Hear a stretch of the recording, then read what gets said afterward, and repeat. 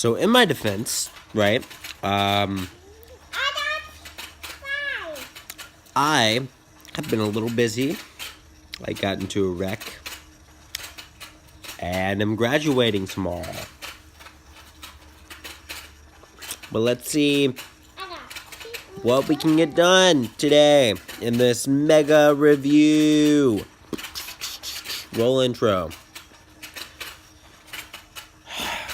On a YouTube channel by yourself, it'll be easy. Ladies and gentlemen, welcome to Superficial Charm. I am a very sunburnt Seb who should have skipped the senior picnic, but hey, it was a good time.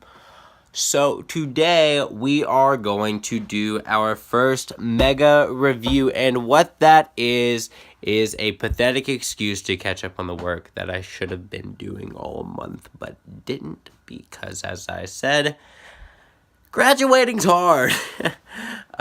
So we have 5 incredible albums today, and what we're gonna do is we're briefly gonna touch on some key themes and sounds of each, and then we are going to in-depth review one track from each album. So after this, I plan to review Igor, the new Tyler the Creator album, in depth, and as well as the new Kurt Travis album that just came out. So that's the plan.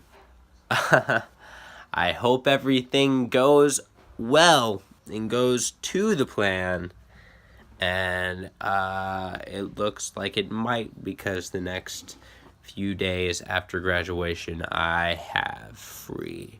So without further ado, we are going to get into our first album. Take it away, future Seb. Thank you, past Seb, for that rousing yet very depressing intro.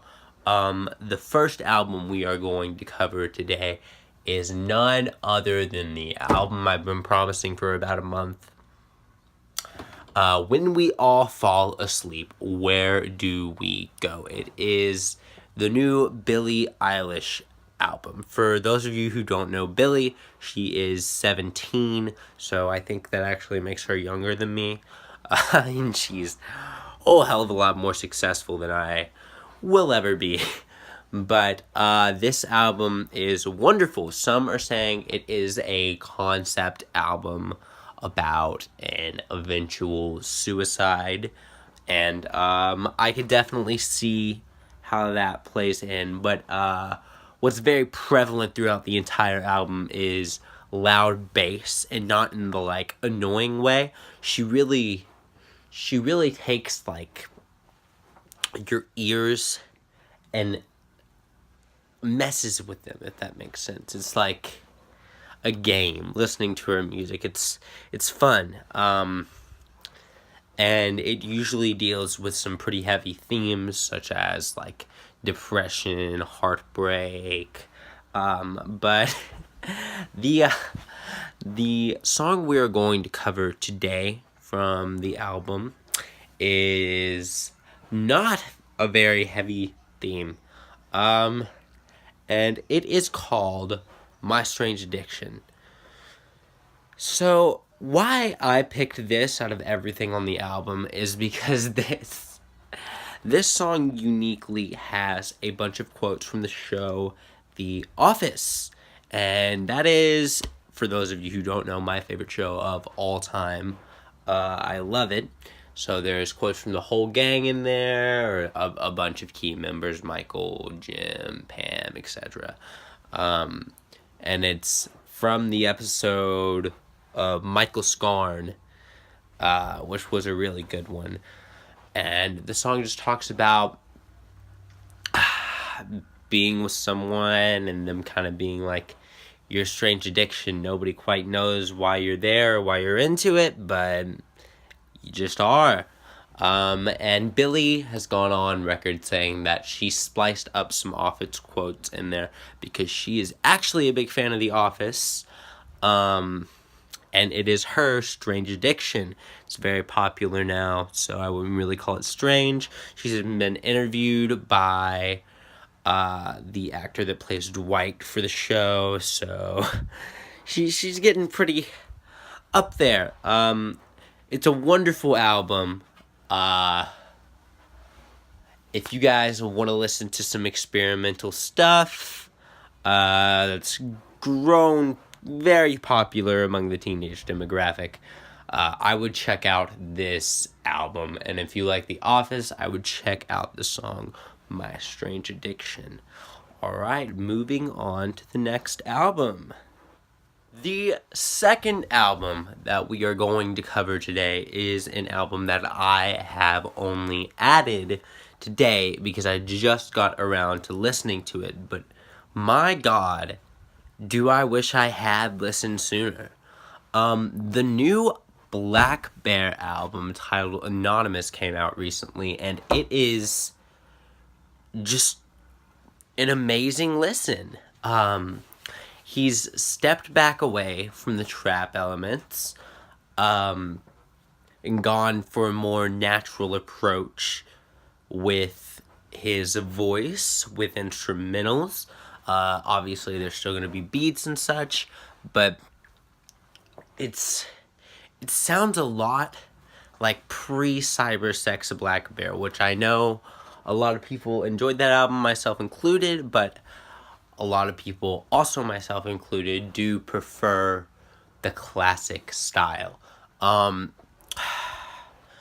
There's a common theme throughout the album of Bear wanting better for himself and wanting to be sober. He has struggled with addiction many times in the past, and he really just wants to change all of that. Obviously, Jesse called him out in his diss track for that.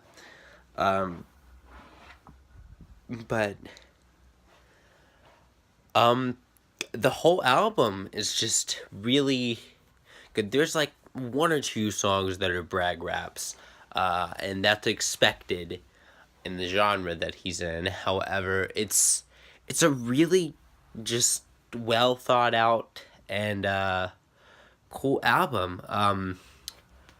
The song that I would recommend is Swear to God, and that is the track that goes into the most depth about wanting to be sober. So there's violin in it. It's a lot different than his last album, and I think that is actually a good thing in this case. I think it's a welcome change of pace, and I hope he sticks with the style for a while. Make sure to check out Anonymous by Blackbear and the song Swear to God. Alright. Speaking of people returning to form, there was a bit of a surprise album that dropped the other day, and that would be Get Scared's album, The Dead Days. So, for those of you who don't follow Get Scared, they are a post-hardcore to metal band that recently went on hiatus for a bit. They finished the album, but were not allowed to release it due to one of the band members having to go through rehab and getting over some disputes and such. The past couple Get Scared albums have been strictly harder, more heavy, and metal.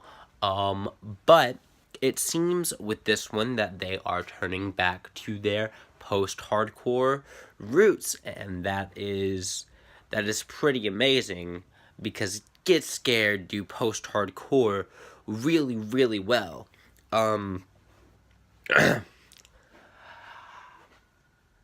There is some breakdowns in the album, that's for sure. However, right, Get Scared